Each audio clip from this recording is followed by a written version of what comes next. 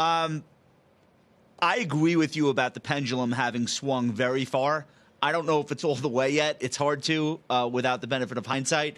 But every time I want to pull the trigger and buy your flagship fund, ARKK, two things stop me.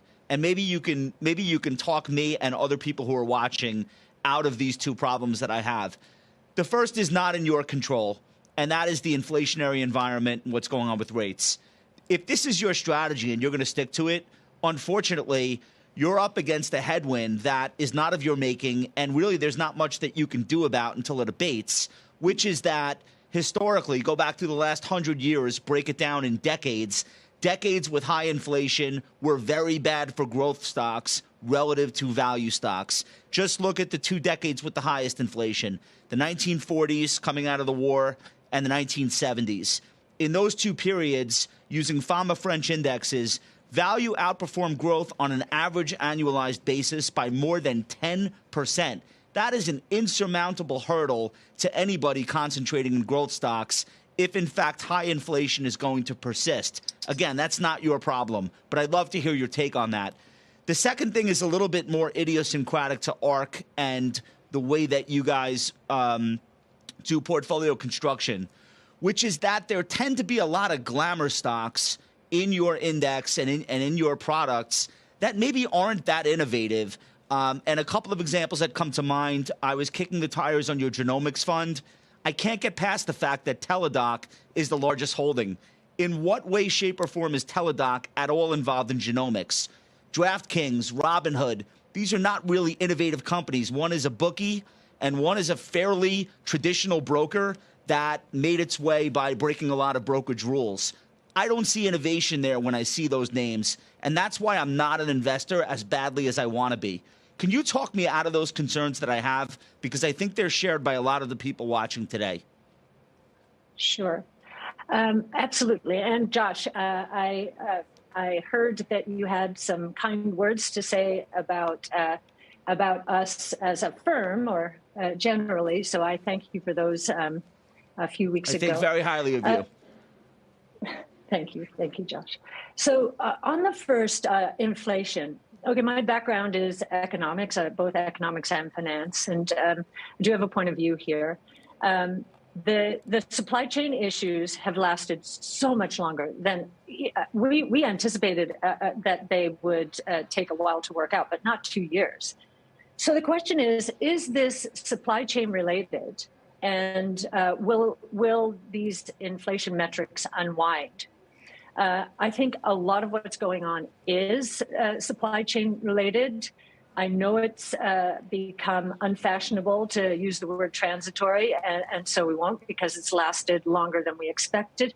However, I do think there's going to the deflationary forces that are building up in the economy today are pretty strong.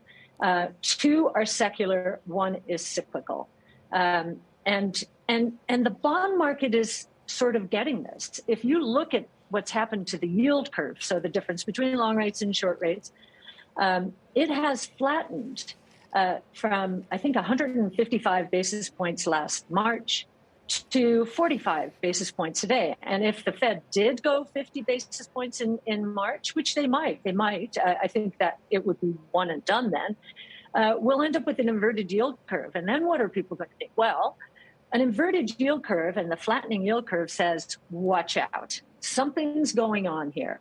Either growth is going to disappoint or inflation is going to be much lower than expected, or both. And we think both is right. And so that's the cyclical source. There's an inventory buildup. If you look at the record-breaking inventory buildup in the fourth quarter GDP report, you'll get a sense, while inventory to sales ratios might be low, as the consumer switches off here. And if you look at the last 3 months of either retail sales or consumption, the consumer has gone pretty flat. Meanwhile, you've got the double ordering and triple ordering by manufacturers and wholesalers because they were missing sales before. So I think there's a big inventory problem brewing here. And it's going to hit within the next 6 months in terms of that recognition.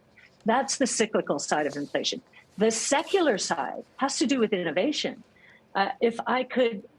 So our focus is understanding cost declines associated with technology and when costs are going to drop low enough so that demand in different sectors will pick up.